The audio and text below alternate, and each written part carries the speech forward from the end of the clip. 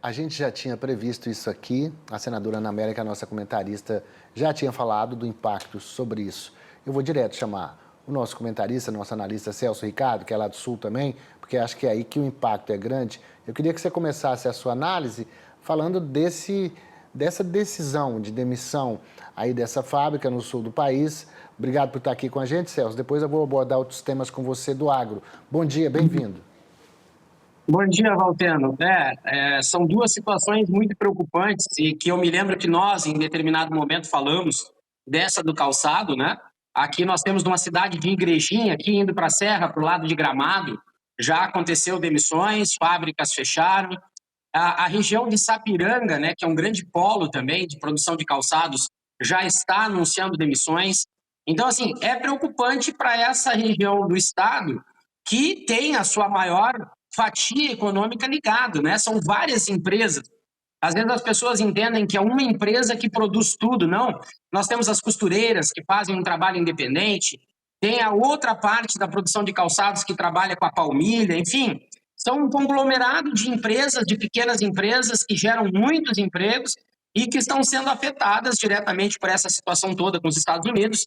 E essa situação, Valtendo, do dinheiro, isso nós podemos ampliar muito mais, né? O próprio Plano Safra anunciado, já existem comentários que o dinheiro não existe o montante todo, a ajuda para o Rio Grande do Sul, para os produtores rurais também, a gente sabe que esse montante anunciado na Expo Inter vai ser muito difícil de ter à disposição do produtor rural, e assim como dessas empresas aqui que têm, nessas regiões que eu falei, Sapiranga, Novo Hamburgo, Estância Velha, Igrejinha, esse grande polo do calçado que está sendo afetado diretamente e as demissões já estão acontecendo. Agora, o que acontece?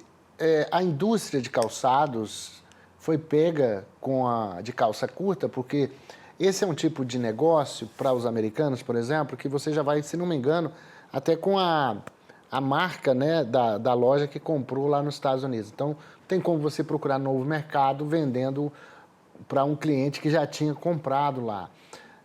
Segundo, quando você demora a liberar créditos, a reação também é muito longa no setor. Então, você tem que fazer... É muito triste essa situação que foi, na verdade, já prevista, né? A gente sabia que ia descambar para isso.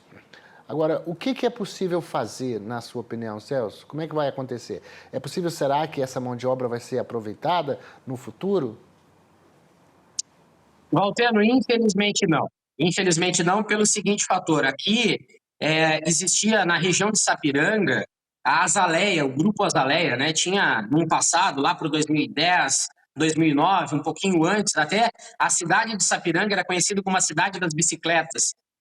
O polo produtivo empregava mais de 9 mil funcionários. Isso veio reduzindo, reduzindo. Tu andando pela cidade, tu vê aquela estrutura, boa parte dela abandonada, é lindíssima de ver a estrutura que esse pessoal tinha, né, em todos os aspectos, para cada etapa do processo produtivo.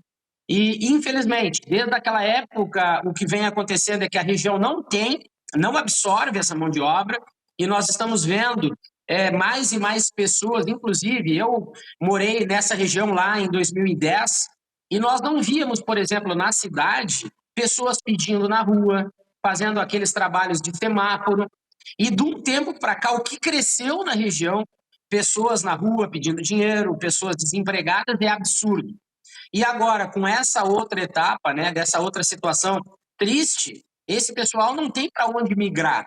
Alguns podem tentar outras regiões em outros setores, mas dentro do setor de calçado nós não temos como absorver de maneira nenhuma toda essa mão de obra que está sendo e que ainda vai ser dispensada, Valter. Celso, eu quero abordar contigo agora o outro tema do seu comentário com a gente aqui hoje, que é a projeção da Conab, a Companhia Nacional de Abastecimento, para a safra 24-25, mais uma vez, apesar de todos, repito aqui, apesar de todos os problemas, sejam eles climáticos, seja falta de crédito, seja falta de seguro, seja o desmantelamento do ministério, né, que passou para 3 ministérios, e tem que estar todo dia a gente de pires na mão pedindo dinheiro para poder produzir alimentos, o Brasil colherá uma safra recorde, segundo a Conab, de 350 milhões e 200 mil toneladas, impulsionada principalmente pela soja e pelo milho. Como que você vê a reação desse nosso setor, que apesar de tudo isso que eu disse, entrega na mão do consumidor brasileiro e também de quase 1 bilhão de pessoas mundo afora esse tanto de alimento, hein? Walter, existem vários cenários que me preocupam, né? A questão da safra recorde, para mim, analisando, estando próximo, diretamente ligada com os produtores, mostra a capacidade desse produtor que vem sendo bombardeado por inúmeras situações negativas e mesmo assim ele segue insistindo. A verdadeira locomotiva do agro e da representatividade do PIB é do produtor rural. Então, nós temos capacidade de produzir mesmo com todas as adversidades. Segundo, eu vejo essa situação não como algo a ser comemorado de uma maneira geral pelo Brasil. Nós precisamos analisar esse cenário para entender que hoje, a partir dessa situação, quanto mais nós produzirmos no cenário que nós estamos vivendo hoje, é pior para o produtor. Por quê? Nós temos um cenário que trata sobre os custos operacionais totais que estão altíssimos ainda para a produção, e nós falamos de soja e milho, que são as grandes cadeias produtivas que incidiram sobre essa safra recorde. Nós temos as margens que estão cada vez menores e algumas até negativas, e nós temos os preços das commodities no mercado internacional que fecharam em baixa na semana passada, e eles estão estagnados em baixa, ou seja, nós estamos produzindo mais, com custo operacional mais alto, e o que nós estamos absorvendo na grande maioria dos produtores rurais brasileiros, e aí pensando nos produtores, é o endividamento.